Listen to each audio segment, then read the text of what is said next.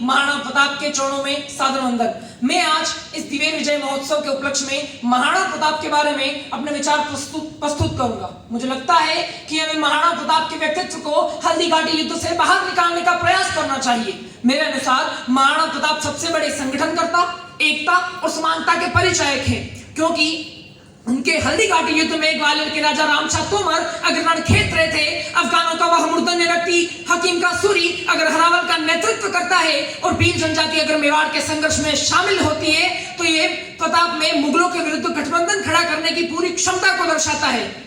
ये पूरी प्रताप की क्षमता को दर्शाता है और यही एक कारण है कि अकबर महाराणा प्रताप के शासनकाल में एक भी युद्ध राजस्थान में नहीं जीत पाया, एक भी युद्ध नहीं जीता है वो भारत का बादशाह। मुझे आंकड़ों में बड़ी रुचि रहती है, इसीलिए मैं बताना चाहूंगा कि 1581 में मारवाड़ के राजचंद्र सेन ने अकबर से अजमेर छीना। 1582 के उस विश्व प्रसिद्ध दिवेर के युद्ध में महाराणा प्रताप द्वारा 36,000 मुगल सेना को पराजित किया गया और उसके ठीक एक साल बाद जब दत्तानी का युद्ध होता है तो सिरोही के राज सुल्तान अपने सिरोही राज्य से सारी की सारी मुगल चौकियां उड़ा देते हैं। लगातार 3 वर्षों तक 3 युद्ध हारा है वह भारत का बादशाह जो काबुल, कश्मीर, कंधार, पंजाब, बंगाल, बिहार, उड़ीसा जीत रहा है, लेकिन नाक के ठीक नीचे बैठे राजस्थान पर हम 1585 के बाद हमला तक नहीं करता। मान्यवर, जीतना तो बहुत दूर की बात है और मुझे लगता है कि ये महाराणा प्रताप की सबसे बड़ी विजय है। अभी मैंने भीलों का नाम उजागर किया, वह भील जनजाति जो समाज की मुख्य धारा में शामिल नहीं थी, अगर उसको मेवाड़ के संघर्ष में शामिल कर लेना और उसको अपनी एक सैन्य टुकड़ी का नेतृत्व करने देना, क्या यह नहीं बताता कि वह महानायक मध्यकालीन भारत का कितना बड़ा समाज सुधारक था? एक जनजाति गाड़िया लोहार महाराणा प्रताप के साथ क्या कस्में खाती है कि जब तक महाराणा आप मेवाड़ को आजाद नहीं करा लेंगे तब तक हम ढंग का खाना नहीं खाएंगे, हम ढंग से सोएंगे नहीं, हम घर बनाकर नहीं रहेंगे। आज भी वह जनजाति कहीं ना कहीं गाड़िया लोहार के रूप में जानी जाती है और सन 1947 में तत्कालीन प्रधानमंत्री श्री जवाहरलाल नेहरू चित्तौड़ में सम्मेलन करते हैं और वहां पर कहते हैं कि अब तो आप घरों में रहिए, राणा प्रताप का सपना साकार हुआ, हम आजाद हो गए, लेकिन वह जनजाति आज भी गाड़िया लोहार के रूप में कहीं ना कहीं घूम रही है। मुझे विश्व के इतिहास में ऐसा कोई दूसरा उदाहरण बताइए आप कि जिस राजा की जनता उससे इस प्रकार जुड़ी हो। अब मैं आपको एक घटनाक्रम की ओर तरफ ले जाना चाहूंगा। हल्दीघाटी युद्ध के बाद अकबर मेवाड़ पर लगातार हमले कर रहा था, लेकिन उसे एक में भी सफलता प्राप्त नहीं हुई। 1580 में उसने सेनापति के रूप में भेजा 1580 में उसने अपने सेनापति अब्दुल रहीम खान खाना को भेजा।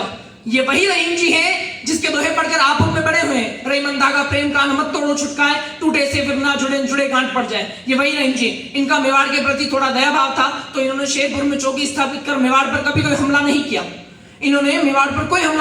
लेकिन महाराणा प्रताप के पुत्र अमर सिंह जी ने उनको विचलित करने के लिए सामने से आक्रमण कर दिया। रहीम जी शिविर में नहीं थे, उनकी महिलाएं और बच्चे वहां पर शिविर में थे, तो अमर सिंह जी उनको गिरफ्तार करके मेवाड़ी खेमे में लेकर आते हैं। और उस मेवाड़ी के जब महाराणा प्रताप को यह बात पता पड़ी तो उन्होंने कहा कि मैं आपसे माफी मांगता हूं, मेरे पुत्र से गलती हुई है और आप सभी मेरी माता और बहनों के समान है। कितना नैतिक चरित्रवान वाला रहा होगा वह महानायक जिसने अपने शत्रु पक्ष की महिलाओं को माता और बहनों के समान माना। और महाराणा प्रताप ने उन महिला और बच्चों को पुनः रहीम जी के पास भिजवाया और रहीम जी के पास जो महिला और बच्चे पहुंचे तो उन्होंने कहा कि दुश्मन मिले तो भी ऐसा मिले, और तब उन्होंने एक दोहा बोला कि सदर मरेसी रेसी दरा खिस जासे खुरसान अमर विशंबर ऊ प्राण नेचो राखो राण। अर्थात हे राणा, मैं नहीं जानता कब तक ये मुगल सल्तनत रहेगी, मैं नहीं जानता कब तक ये धरा रहेगी, लेकिन महाराणा मैं इतना जानता हूं कि जब तक सूरज और चांद रहेंगे तुम युगों तक पूजे जाओगे। अब मैं दिवेर के युद्ध की तरफ बढ़ूंगा। सुल्तान, उस समय मुगलों का सेनापति था सुल्तान खान, उसने अपनी 4 चौकियां स्थापित की, दिवेर, देवल, देबारी और देसुरी। तब तक मेवाड़ी खेमे में दशहरे का त्योहार आता है। मंत्रियों ने कहा कि हम दिवेर के अतिरिक्त कहीं भी हमला कर सकते हैं, लेकिन प्रताप ने कहा नहीं, हम केवल दिवेर पर ही आक्रमण करेंगे, क्योंकि मुगल कभी नहीं सोच पाएंगे कि हम दिवेर पर भी आक्रमण कर सकते हैं। अक्टूबर 1582 विजयादशमी के दिन वो युद्ध है जिसमें महाराणा प्रताप की मेवाड़ी सेना द्वारा पूरी की पूरी 36,000 मुगल सेना को पराजित किया गया। और इसी युद्ध में महाराणा प्रताप के पुत्र अमर सिंह जब मुगल सेनापति सुल्तान खान को भाला मारते हैं तो वो उनको सीधे चीरते हुए धरती में जा लगता है। और इस युद्ध की तुलना कर्नल जेम्स टोड ने आज से ठीक 490 ईसा पूर्व हुए उस मैराथन के युद्ध से की है, जिसमें एक छोटी सी सेना ने एक बड़ी सेना पर विजय प्राप्त की थी। कितना महान युद्ध रहा होगा वह कि उसके बाद राजपूताना की दशा और दिशा दोनों बदल गई। अंत में मैं महाराणा प्रताप के समान 4 पंक्तियां पढ़कर अपनी वाणी को विराम देना चाहूंगा। घास वाली रोटियों को खाके स्वाभिमान रखा, उम्र जैसे तैसे काटी धन्य हो गई।